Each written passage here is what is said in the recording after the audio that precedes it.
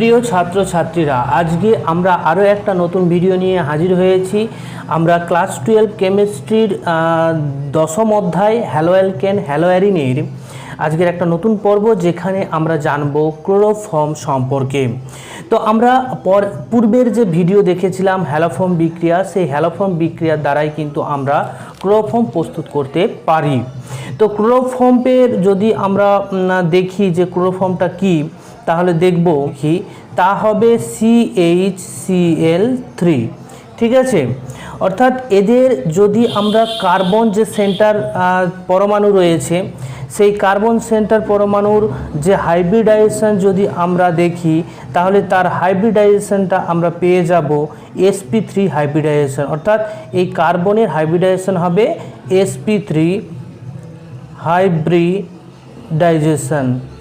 ঠিক আছে, অর্থাৎ sp3 সংকরায়ন, যেখানে s উপকক্ষ একটি এবং p উপকক্ষ তিনটি ব্যবহৃত হবে।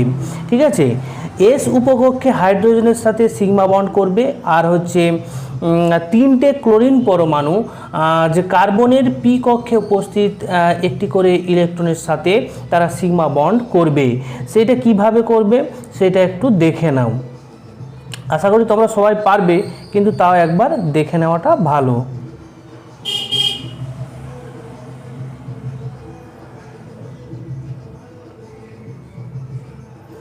ঠিক আছে, যদি আমরা এক্সাইটেড স্টেটে দেখি, তাহলে কার্বনের বহিস্তম কক্ষপথে যে কটা ইলেকট্রন ছিল, 4টা ইলেকট্রন, তো সেইখানে কিন্তু এস কিন্তু পেয়ার আপ ছিল, আর 2তে ছিল তোমার হচ্ছে 2টি ইলেকট্রন। যদি আমরা ইলেকট্রন বিন্যাসটা কার্বনের দেখি, 1s2 2s2 2p2 ছিল। ঠিক আছে, যেহেতু এর পারমাণবিক ক্রমাঙ্ক হচ্ছে 6, তাহলে এর বহিস্তম যে কক্ষপথ 2s আর 2p, অর্থাৎ এখানে s কক্ষকে 2টি থাকার কথা ছিল গ্রাউন্ড স্টেটে, আর হচ্ছে p কক্ষকে 2টি।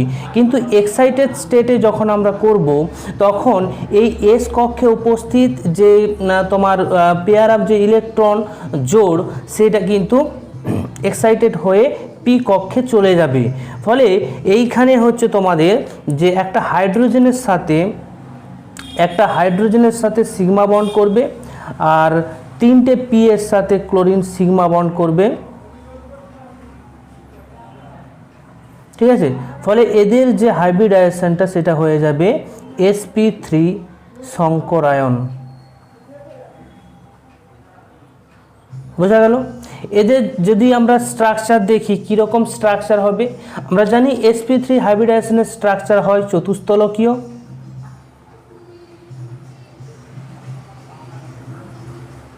যেটাকে আমরা ইংরেজিতে টেট্রাহেড্রাল বলবো।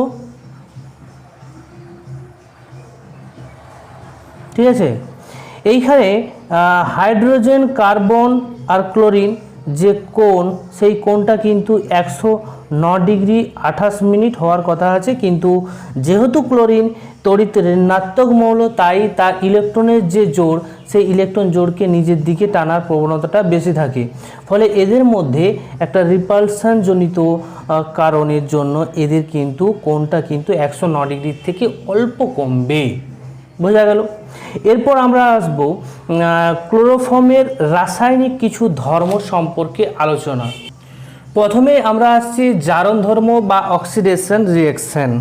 ঠিক আছে, তো জারণ ধর্মের ক্ষেত্রে আমরা দেখব যে ক্লোরোফর্মকে যদি আমরা বায়ুর উপস্থিতিতে, অর্থাৎ এয়ারের উপস্থিতিতে, এয়ারে উপস্থিত যে অক্সিজেন, সেই অক্সিজেনের উপস্থিতিতে যদি আমরা আলোর সাহায্যে যদি আমরা অক্সিডেশন ঘটাই, তাহলে কিন্তু আমরা ফসজিন পাই।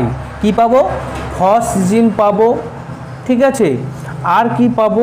আর HCl উৎপন্ন হয়। আমরা কি পেয়ে যাচ্ছি উপজাত হিসেবে বা বিক্রিয়াত পদার্থ হিসেবে? আর যে ফসজিন আর হাইড্রোক্লোরিক অ্যাসিড। ঠিক আছে, তো অক্সিডেশনের ফলে আমরা ফসজিন আর হাইড্রোক্লোরিক অ্যাসিড পেলাম। তো এই জারণ বিক্রিয়া কিন্তু এয়ারের উপস্থিতিতে এবং আলোর সহযোগিতায় বিক্রিয়াটি ঘটে থাকে। ফলে আমরা ক্লোরোফর্মকে কিন্তু সাধারণভাবে কিন্তু আমরা সংরক্ষণ করতে পারবো না আলোতে এবং এয়ারের উপস্থিতিতে। তাই আমাদের কি করতে হবে, এই জারণ যে প্রক্রিয়াটাকে প্রতিরোধ করার জন্য সামান্য পরিমাণ এই জারণ প্রতিরোধ করতে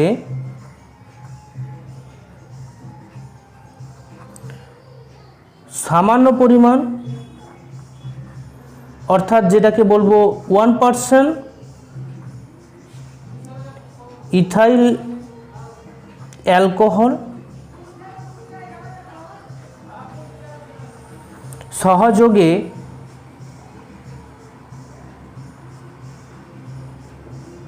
রাখা হয়। ঠিক আছে, তাহলে এই 1% ইথাইল অ্যালকোহলের সহযোগে যদি রাখি তাহলে কিন্তু এই বিক্রিয়াটা আর ঘটবে না। ঠিক আছে, তো এই ইথাইল অ্যালকোহলের সহযোগে রাখার ফলে বিক্রিয়াটা কেন ঘটবে না তা আমরা কিভাবে বলবো। দেখো, ক্লোরোফর্ম অপেক্ষা কিন্তু ইথাইল অ্যালকোহল বায়ুর দ্বারা মানে জারিত হওয়ার প্রবণতা অনেক বেশি থাকে।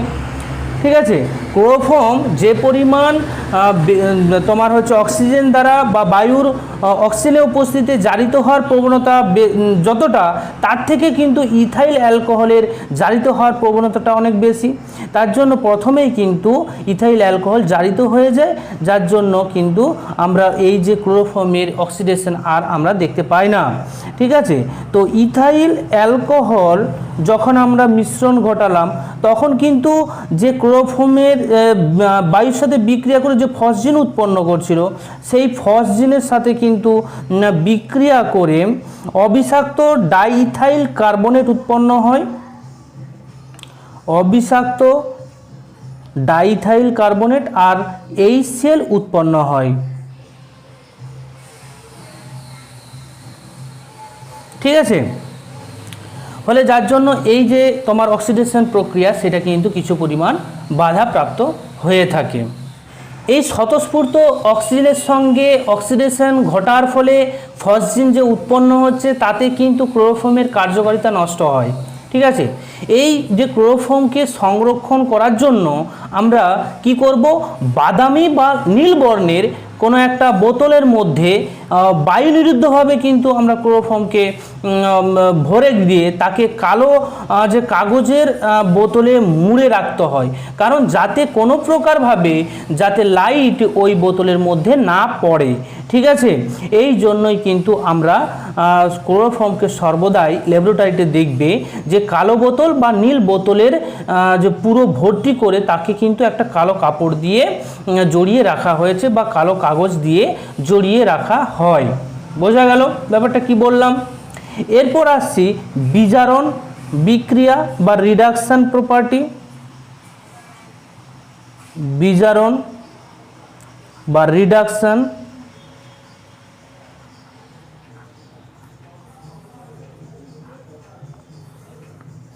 দেখো, বিজারণের ক্ষেত্রে ক্লোরোফর্মকে যদি আমরা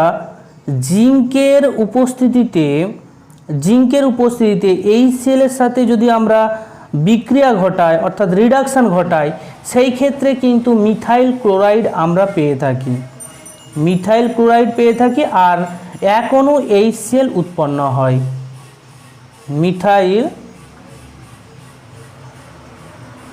ক্লোরাইড, বোঝা গেল।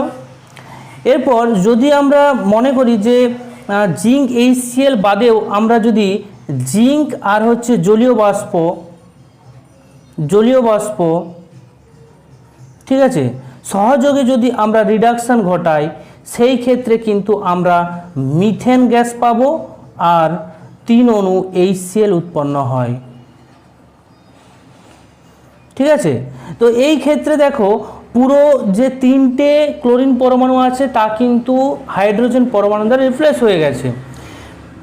তাছাড়াও যদি আমরা এই ক্লোরোফর্মের যদি সিলভার চূর্ণ সহযোগে উত্তপ্ত করি বা হিট করি, তাহলে কিন্তু আমরা ক্লোরোফর্ম থেকে 2 অণু ক্লোরোফর্ম থেকে কিন্তু আমরা অ্যাসিটিলিন পাই। ঠিক আছে, 2 অণু ক্লোরোফর্ম থেকে 1 অণু অ্যাসিটিলিন পাবো এবং 6 অণু সিলভার ক্লোরাইড হিসেবে পাই।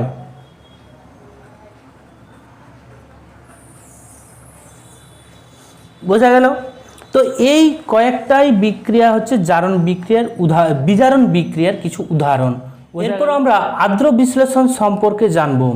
দেখো, ক্লোরোফর্মকে যদি আমরা আর্দ্র বিশ্লেষিত করি বেসের সহযোগে সোডিয়াম হাইড্রোক্সাইডের উপস্থিতিতে, তো প্রথমেই আমরা পেয়ে যাব, দেখো যে 3টে ক্লোরিন পরমাণু যুক্ত ছিল কার্বনের সাথে ক্লোরোফর্মে, সেই 3টে ক্লোরিন পরমাণুর জায়গাতে OH গ্রুপ 3টি প্রতিস্থাপিত হয় এবং তারপর জল বেরিয়ে যাবে। ঠিক আছে, এই অণুটা থেকে জল বেরিয়ে গিয়ে ফর্মিক অ্যাসিড উৎপন্ন হয়। ফর্মিক অ্যাসিড উৎপন্ন হয়। ঠিক আছে, এই ফর্মিক অ্যাসিডকে যেহেতু আমরা এই যে ক্লোরোফর্মকে NaOH এর উপস্থিতিতে বিক্রিয়া ঘটাচ্ছি, তাহলে ফর্মিক অ্যাসিড উৎপন্ন হলো এবং দ্রবণে NaOH কিন্তু উপস্থিত আছে। সেই NaOH এর সাথে কিন্তু তা বিক্রিয়া করে ফর্মিক অ্যাসিড সোডিয়াম ফরমেট উৎপন্ন হয়ে অবস্থান করে আর জল উৎপন্ন হয়। তাহলে এটা পেয়ে গেলাম আমরা সোডিয়াম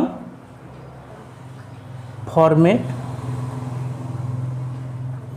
ঠিক আছে, তো এইভাবে কিন্তু আমরা আর্দ্র বিশ্লেষণ করব ক্লোরোফর্মকে। এরপরে আমরা আসছি কার্বিল অ্যামিন বিক্রিয়া। কার্বিল অ্যামিন বিক্রিয়া কি হয়, প্রাইমারি যে অ্যামিন, আমরা এখানে প্রাইমারি অ্যামিন নিলাম, ঠিক আছে, অ্যানিলিন নিলাম,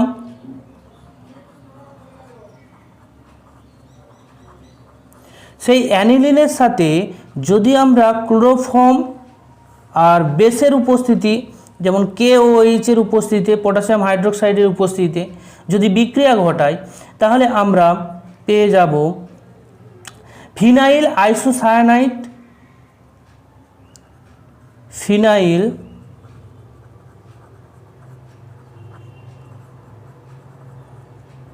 আইসোসায়ানাইড। ঠিক আছে, এটাকে এই যে ফিনাইল আইসোসায়ানাইড, একে আমরা কার্বিল অ্যামিন বলি।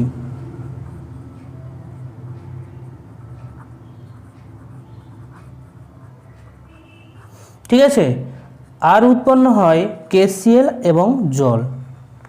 তাহলে আমরা ক্লোরোফর্মের যে কার্বিল অ্যামিন বিক্রিয়া ক্লোরোফর্মে অংশগ্রহণ করছে সেটা আমরা জানলাম। বোঝা গেল?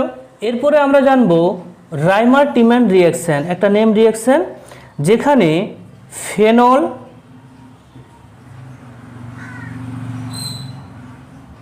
ফেনলের সাথে আমরা ক্লোরোফর্মের বিক্রিয়া ঘটাবো NaOH এর উপস্থিতিতে। বিক্রিয়া ঘটালে আমরা কিন্তু স্যালিসাইলডিহাইড উৎপন্ন করতে পারি। ঠিক আছে, স্যালিসাইলডিহাইড।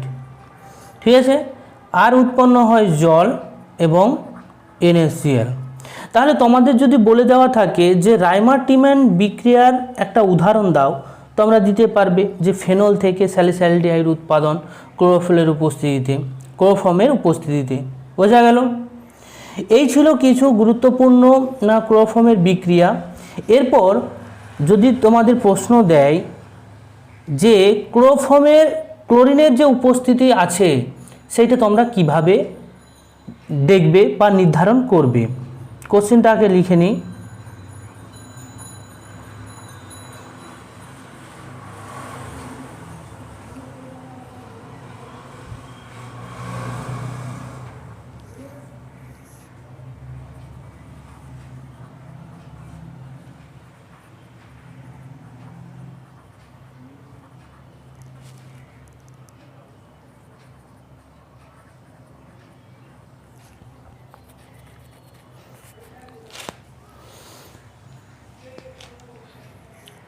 দেখো, ক্লোরোফর্মে ক্লোরিনের উপস্থিতি নির্ধারণ করার জন্য তোমাদের কি করতে হবে, দেখো এটা তো ল্যাবরেটরিতে করতে হয়। তো প্রথমেই কোনো একটা বিকার বা টেস্ট টিউবের মধ্যে আমরা নিয়ে নিলাম যে স্যাম্পেলটা আছে ক্লোরোফর্ম সেই নিয়ে নিলাম, নিয়ে তাতে NaOH দিয়ে যদি আমরা উত্তপ্ত করি, উত্তপ্ত করলে কিন্তু একটা মিশ্রণ উৎপন্ন হবে। সেই মিশ্রণে থাকবে সোডিয়াম ক্লোরাইড, সোডিয়াম ফরমেট আর জল। এই একটা মিশ্রণ উৎপন্ন হলো, ঠিক আছে, টেস্ট টিউবের মধ্যে। তারপর এই টোটাল মিশ্রণকে যদি আমরা ডাইলুট বা লঘু নাইট্রিক অ্যাসিডের উপস্থিতিতে বা লঘু নাইট্রিক অ্যাসিড ফোঁটা ফোঁটা আকারে দিই, তাহলে কিন্তু তাকে এই যে মিশ্রণটা, এই মিশ্রণটাকে আমরা আম্লায়িত করলাম, ঠিক আছে, ফোঁটা ফোঁটা কয়েক ফোঁটা দেওয়ার পর দিয়ে তাতে আমরা কি করব, তাতে হচ্ছে সিলভার নাইট্রেট যোগ করব। যোগ করলে আমাদের এখান থেকে কিন্তু একটা অধক্ষেপ দেখতে পাবো। সেই অধক্ষেপটা হবে সিলভার ক্লোরাইডের একটা প্রেসিপিটেশন বা অধক্ষেপ। যদি ক্লোরোফর্মে ক্লোরিন থাকে তাহলে কিন্তু আমরা যখন আম্লায়িত করলাম এবং তারপর সিলভার নাইট্রেট যোগ করলাম, তারপর কিন্তু আমরা প্রেসিপিটেশন পাবোই। কারণ এখানে সিলভার নাইট্রেট দেওয়া মানে সিলভার ক্লোরোফর্মে থাকা যে ক্লোরিন সেটাকে প্রতিস্থাপিত করে কি করবে, প্রেসিপিটেশন আকারে সিলভার ক্লোরাইডের উৎপাদন করবে, এবং যে প্রেসিপিটেশন থেকে আমরা বুঝতে পারবো যে ক্লোরোফর্মে ক্লোরিনের উপস্থিত আছে, ঠিক আছে। আবার এই যে অধক্ষেপটা আমরা পেলাম, সিলভার ক্লোরাইডের যে অধক্ষেপ, এই অধক্ষেপে যদি আমরা অ্যামোনিয়ার লঘু জলীয় দ্রবণ যোগ করি, তখন কিন্তু এই প্রেসিপিটেশন বা অধক্ষেপটি কিন্তু দ্রবীভূত হয়ে যায়। কারণ তখন একটা কমপ্লেক্স ফর্মেশন করবে সিলভার অ্যামোনিয়েটের, ঠিক আছে। এই কমপ্লেক্স ফর্মেশন করার জন্যই কিন্তু এই অধক্ষেপটা কিন্তু দ্রবীভূত হয়ে যায়। ক্লিয়ার হলো? তাহলে এইভাবে আমরা পরীক্ষাগারে কিন্তু হাতে নাতে আমরা টেস্ট টিউবের সাহায্যে ক্লোরোফর্মে ক্লোরিনের উপস্থিত আছে কিনা তা আমরা দেখতে পাবো। এরপর আমরা দেখে নেব ইথাইল ব্রোমাইড থেকে বিভিন্ন যৌগের কিভাবে রূপান্তর আমরা ঘটাতে পারি, তার প্রয়োজনীয় যে রিয়েজেন্ট, সেই রিয়েজেন্টের ব্যবহারে তা আমরা দেখে নিই, ঠিক আছে। সবকটাই একটা ছকের সাহায্যে আমরা দেখব, ঠিক আছে, যেটা তোমরা আলাদা আলাদাভাবেও করতে পারো। ওকে, দেখো ইথাইল ব্রোমাইডে যদি আমরা সোডিয়াম আর ইথার দিয়ে বিক্রিয়া ঘটাই, তাহলে এই ক্ষেত্রে কিন্তু আমরা উর্চ বিক্রিয়া দেখব। এখানে যে দুই অণু ইথাইল ব্রোমাইড পরস্পর যুক্ত হয়ে বিউটেন উৎপন্ন করবে। এইখানে যে বিক্রিয়াটা ঘটলো, এই বিক্রিয়ার নাম হচ্ছে উর্চ বিক্রিয়া, ঠিক আছে। এরপর যদি আমরা ম্যাগনেসিয়াম এবং শুষ্ক ইথারের সাহায্যে যদি ইথাইল ব্রোমাইডকে বিক্রিয়া ঘটাই, তখন কিন্তু গ্রিগনার্ড বিকারক তৈরি হয়।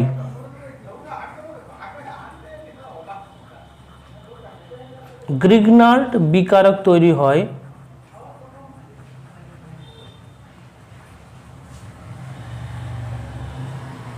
বোঝা গেল? এরপর যদি আমরা ইথাইল ব্রোমাইডকে তোমার অ্যালকোহলীয় KOH দ্বারা বিক্রিয়া ঘটাই, সেই ক্ষেত্রে আমরা পেয়ে যাই ইথিলিন, অর্থাৎ এখানে এলিমিনেশন বিক্রিয়া ঘটবে।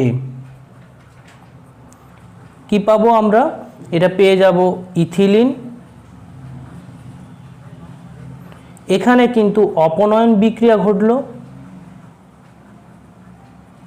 অপনয়ন বিক্রিয়া। বোঝা গেল?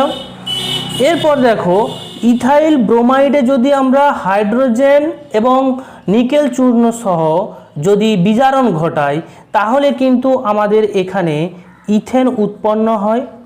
ঠিক একই রকমভাবে যদি আমরা হাইড্রোজেন আর নিকেল চূর্ণ বাদে যদি রেড ফসফরাস এবং HI ব্যবহার করি, সেই ক্ষেত্রেও কিন্তু ইথেন উৎপন্ন হয়।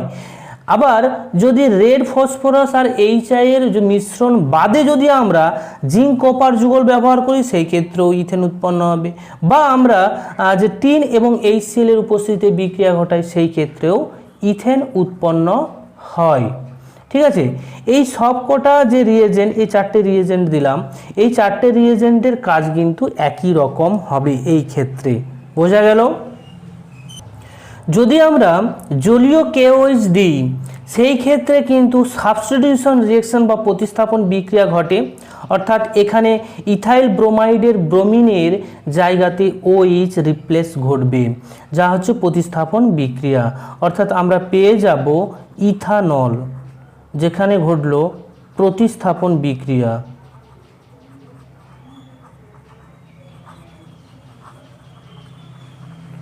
বোঝা গেল? এরপর যদি সিলভার নাইট্রেটের সাথে যদি বিক্রিয়া ঘটায়, সিলভার নাইট্রেট নয়, সিলভার নাইট্রাইডের সাথে যদি বিক্রিয়া ঘটায়, তাহলে কিন্তু দুটো প্রোডাক্ট আমরা পাবো, নাইট্রো অ্যালকেন পাবো, আর একটা হচ্ছে অ্যালকিল নাইট্রাইড পাই। নাইট্রো অ্যালকেন যেহেতু NO2 হচ্ছে অ্যাম্বিডেন্ট নিউক্লিওফাইল হিসেবে এখানে কাজ করে, তাই নাইট্রো অ্যালকেন, আর পেয়ে যাব আমরা অ্যালকিল নাইট্রাইড।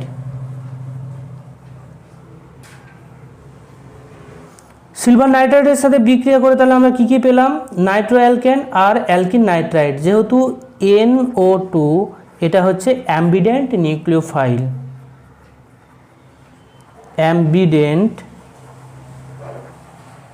নিউক্লিওফাইল, তার জন্য কিন্তু আমরা দুটো প্রোডাক্ট পাচ্ছি। একবার হচ্ছে নাইট্রোজেন অ্যাটাকিং সেন্টার হচ্ছে, আরেকবার হচ্ছে অক্সিজেন অ্যাটাকিং সেন্টার হচ্ছে।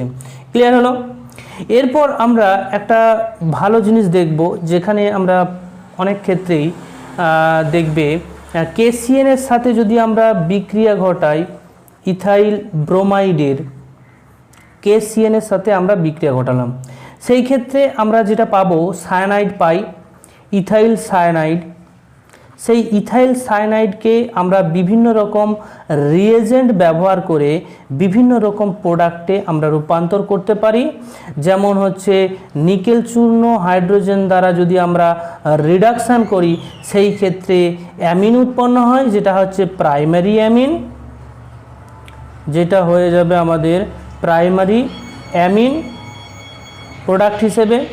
তাছাড়াও যদি আমরা এই ইথাইল সায়ানাইডকে যদি যে ডাইলুট HCl দ্বারা যদি বিক্রিয়া ঘটাই, সেই ক্ষেত্রে আমরা পেয়ে যাব অ্যাসিড, ইথানোয়িক অ্যাসিড পেয়ে যায়।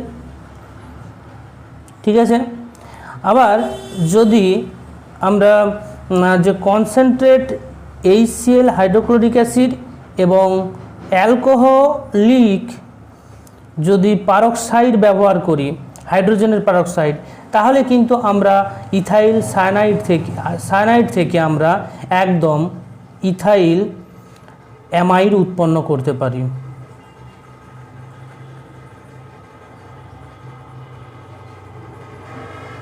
ঠিক আছে, তাহলে এই যে রূপান্তর একটা পেজের মধ্যেই করলাম, দেখে মনে হচ্ছে রূপান্তরটা কম জায়গার মধ্যে ছোট, কিন্তু এদের গুরুত্বপূর্ণ ব্যবহার তোমরা বড় বড় যখন রূপান্তর ঘটাবে তখন কিন্তু এইগুলো কাজে লাগে, তাই তোমরা ভালো করে নোট ডাউন করে রাখবে। ওকে, আর তোমাদের প্রয়োজনীয় ক্লাসের যে PDF, সেই PDF কিন্তু ডিসক্রিপশন বক্সে দেওয়া আছে, তোমার যদি ইচ্ছে থাকে সেইখান থেকে ডাউনলোড করে নেবে, তাহলে তোমাদের পড়তে আরও সুবিধা হবে।